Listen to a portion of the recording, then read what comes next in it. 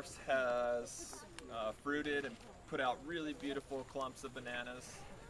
This one, much less. The banana never grew quite as fast. He just didn't do very well in comparison to the others. In doing research, now different nutrient deficiencies can cause this, but the most likely culprit is potassium. Again, potassium is pretty much the most important nutrient, followed by nitrogen. In Florida soils with our sandy soil, potassium is just, you're going to have trouble. In addition to the low yield and the poor amount of hands, you can see the necrosis of the leaf margins here. That's a sign of potassium deficiency as well. Now there are other nutrient deficiencies that will cause something like this, but if you go to that HIFA group PDF that I mentioned, that guide, they have pictures of all the different nutrient deficiencies. So if something's looking wrong with your banana, go there, or other websites as well, and you can kind of figure out what you're deficient in. So I'm very likely this is potassium. You were asking back there about what things that you can do to add potassium to the soil. Have you tried mulching with moringa leaves? Because the moringa leaves have 25 times the potassium of 17 times the potassium of bananas. Really? Yeah. Interesting. Okay. Where are they getting it from, though? I'd be curious how many that you're growing in your yard. Yeah, but the soil is potassium deficient. Then That's Maybe they make their own. and also the volume you have to use, I'm growing a ton of moringa, and I want to have hundreds more, so that would be awesome. Yeah. I'm excited. Because I use that in my worm bins. That's what I feed my worms. I harvest moringa and sell it, but anything that's not sale quality, I dry and feed my worms with, and then if I have leftover, I just throw it on the garden. And moringa send down a deep taproot, so they're probably bringing up potassium pretty deep, right? Whoa. They are eating me alive up there. I have so many of them. Okay, let's look at harvesting pups. It's harmless. I don't like it. You prefer the bites? Yes. I prefer the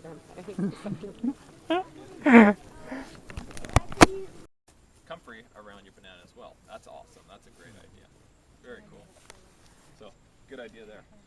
So here's one of the pups that was coming up from this dwarf Orinoco, and you can see, this is a little bit better yield than that one. Not as good as some of the others, but you can see the difference there. Although, again, you can see he's not completely happy.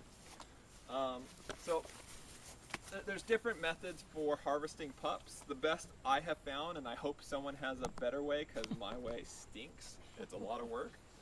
What I've found is a shovel something like this and a mallet.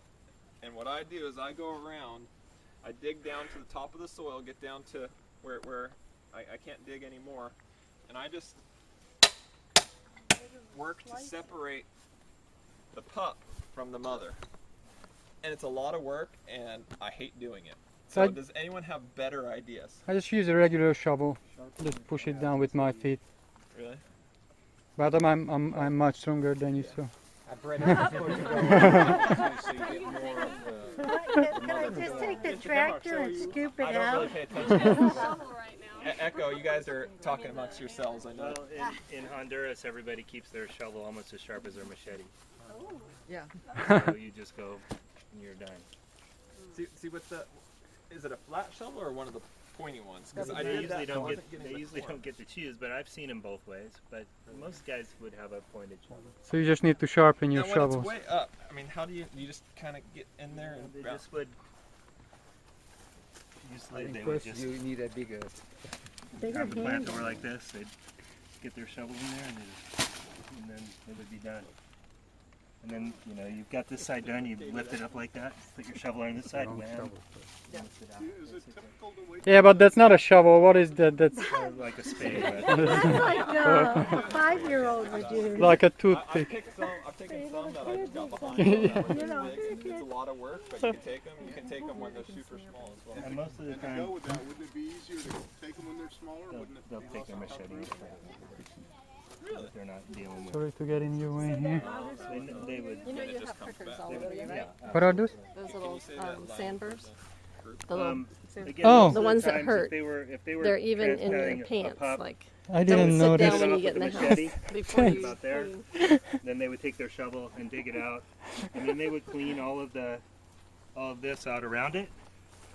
They would leave it sit out in the shade for about 2 days and kind of let it crust over, and then Why? they would transplant it. Why? That way the Uh, dirt doesn't get fungus in it. That's basically. Oh, that's smart. And a lot of times, if they have like leftover wash water that has a little bit of Clorox in it, they'll just kind of not like dip it in the Clorox, but just kind of sprinkle it on there for antifungal again. Oh, But they interesting. almost always let it sit for a couple days and crust over before they put it back in the ground. On the cut Oh, part. wow. Pardon me? You're talking about on the cut On the part. corm itself, and they'll clean it off and kind of take the outside leaves off, and you kind of get it down to it's like peeling an onion basically. You know, you've got the harder skin on the outside, the drier skin. And you peel an onion and you get down to that kind of glossy, moist looking skin, and that's what they'll take it down to, and then let that crust over for a couple days. I don't know if that's the way they would do it in Thailand. Dave, you know, That's the practice in Honduras. What's that? We have nothing but the form. No, they would cut it off right here and let it come back up out of the apical point. You don't have any transpiration that way. You're not, you know, as it's taking root and reestablishing itself, you're not fighting the moisture exiting through the leaves and all that kind of stuff. It all can put all its power in developing its food source there under the ground. but isn't it better to separate them when they are smaller so you don't have to Yeah, just cut them down? this would be a fairly typical size of a sword sucker that they would be taking off. Oh, yeah? I separate them when they are like 6-inch tall. And I've seen that too, Yeah. but this will take off faster because it's got a little bit more horsepower. More in roots. there. Oh, okay, I got you. All right, yeah, that makes How sense. do you blend it afterwards, though? I mean, so you have like this like thing You like just have this small thing, and you plant it with about this much sticking up above. You know, basically, you can't see very well, You but can pull him out. He's ready. probably He's I thought I had him ready. Go ahead. Come on, guys, you can do it. All right. okay. So I'll hold him for you. they would clean all the roots off of this. Okay. They just take their machete and kind of shave it off, and they get it down to this skin right here. And they would have cut it off right about here. Discard the top. They discard the top and they plant it with about this much sticking above the ground. So let's call it You 3 guys thought fingers they width discard sticking the above bottom, ground. right? That's what I'm told probably. I haven't No, planted discard bananas the at top. Echo yet. I haven't been there long enough to do it, but that's the way we did it in So when you Honduras. say this shit, they actually cut the whole thing. Yeah, they would clean all this off with their machete, and they would get it down to where it all looked like that. Okay. So you say that then they just simply put it back in there for a couple of days? Just stay there? No, And leave then it they would out put there. It in the shade for a couple days. Leave it out in the air. This will kind of get this kind of crust. I don't know how exactly to say it, but basically it'll look like it's crusted over a bit. And I think they did that to kind of help control some of the fungus, which is there's a fungus in Honduras called black cicatoca, which it affects all of the bananas all the time, and so you live with a certain amount of it, and so that's why if they've got it pretty bad, they'll try using a little bit of bleach on the corm to hopefully not transmit it, although you know they're using the same machete without cleaning it off, so it kind of gets around that way too. Oh, okay. So, But that would be that would be that style of doing it. I asked Rick, did they do that in Thailand? He said no. So I've that's seen just one different way of doing it. variations of bananas are very forgiving. Yeah. planting like this, I've had, as long as I get the corm, and I've had a 100% success rate. The only times I've screwed up is when I just cut too high and didn't get the corm. So let's pop over and stick this sucker in the ground. David, you know what? You want me to bring your tools? You can leave them there. I'll pick them up later. Okay. But thank you.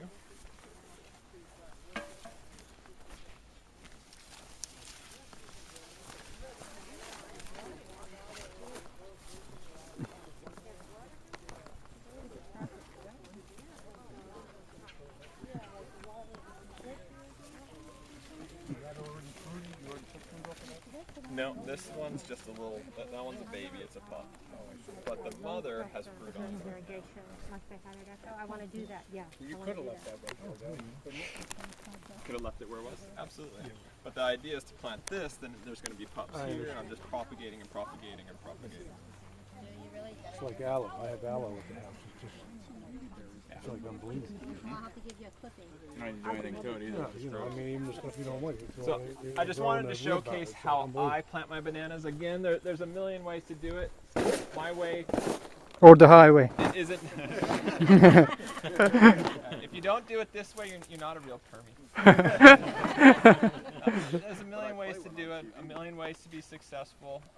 You know, I'll explain my reasoning for it. But one of the things that I do is I'm concerned about the trace elements. So I bring in two things. I bring in lava rock, which is chock full of a variety of trace elements. This is going to be giving, this is basically my long-term trace elements. If one day peak oil hits and we're not going to Home Depot and getting our fertilizer and trace elements and stuff like that, I'm still going to have them because basically the microbes are still going to be doing their business, and that's going to cleave off little bits of trace elements. So this is my long-term stuff. Plus there's great little holes for water and microbes and stuff like that. In addition, the other thing I have in is azomite. Azomite is volcanic ash, and it contains a whole host of trace elements as well. You can go to azomite.com, they have an analysis sheet, and just, I think it's 70 something different trace elements. Now, plants aren't going to need all of that, but it does have the ones that they do need. In addition, you know, for example, in I believe 1984 is when they finally figured out that nickel was an essential nutrient. We didn't know that nickel was an essential nutrient. It was theorized, you know, blah, blah, blah. But 2004 was a time when they figured out that plants needed this additional nutrient. I wouldn't be surprised if there's interactions between different elements that maybe aren't essential, but allow the plant to do something with an antioxidant or God knows what, where if that element isn't present in sufficient quantities, it's not producing this really beneficial thing to humans and animals. Just a theory, I could be full of it, probably am. Anyway, so I take some of this and I throw it in the hole and all over the place. I know this is crazy, but where did you get lava rock? At the grill department of Home Depot? Actually, yes. You can get red lava rock at Home Depot and Lowe's in the garden center. They have it in the bags. I get the black lava rock in bulk at Superior Rock on Shirley. Oh, okay. So I actually have some videos out there where I did completely unscientific comparisons between plants in pots with black lava rock and without, and the differences are pretty startling. But you know, they weren't scientific; they were one of each. But yeah, to each their own. Azomite I truck in. It's really unsustainable, and I hate to admit to that. But I get it on kelpforless.com. how much yeah. do you get it for their shit? I think it's $40 for a 37-pound bag. 44 pounds? 37 pounds, I think it was. Andre can get it for I think 40 something for 44 pound ship. So yeah, there's good places to get it. So anyway, then I put in the soil like normal, but I don't go all the way up. Yeah. Thanks, buddy. Nice. You are a natural. Something for everybody in this permit class, huh? That's right. Hell yeah. Chicken Heck and yeah. So then when it gets to about that point, I like to water it in real good just to keep stuff from settling. I found if I'm lazy and don't water it in, I come back in about a week or two and there's a nice pit. And my plant is a lot lower.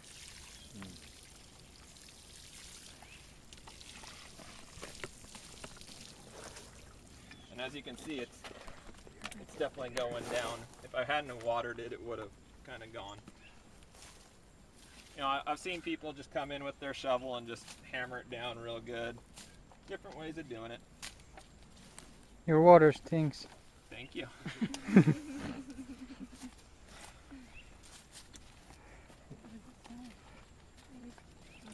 Got my plumb valve out over here. have sulfur water. I don't know who doesn't have sulfur water. That looks pretty good there, David. I probably wouldn't do it in the winter, but that's just me. There may be good times to do it in the winter. So then I also get a little bit of compost. I like to put this around the plant because I want to build organic matter as soon as possible, get away from the sandy soil so that potassium is able to be held in the soil better. Plus, you know, a little bit of fertilizer, all that jive. So I just throw that around. That's stuff you don't want, buddy. From there, I have a little bit of trouble with Bermuda grass in this area. So I just break out the trusty cardboard.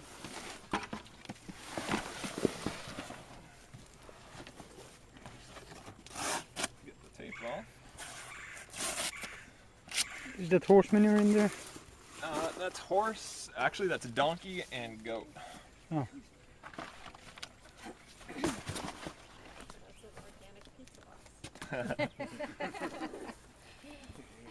I'm not quite living off the land yet. Where'd you get that? That pizza place is on the corner of Immokalee and 41 by Mim's Warehouse in that center. It's really, really good. It's a truly organic. Yep. It says so right on the board. Yeah, well, So then I mulch the heck out of it.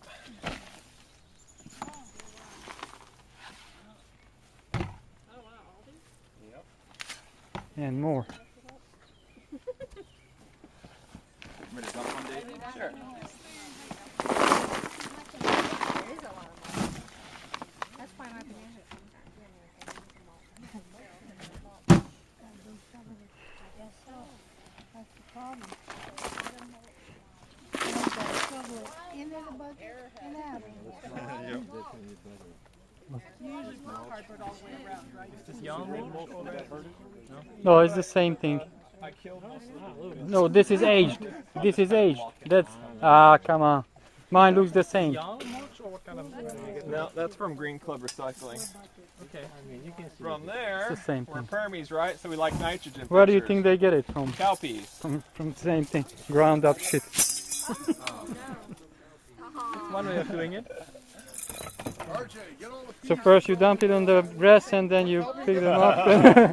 Anyway, feet, RJ. so that's how I do it. I'd love to hear other people's methods. Oh, the all important Dwarf Orinoco sign. So now we got a new baby coming. Cool. Oh, water. So, anyone want to share their methods, how it differs, improvements on that, what you would do differently? No, the question, I mean, you just said that you cut, they cut, you know, the whole thing. And so how is that gonna affect the growth? Is it, this one has advantage over the one that? It's already a couple of months ahead, no? Well,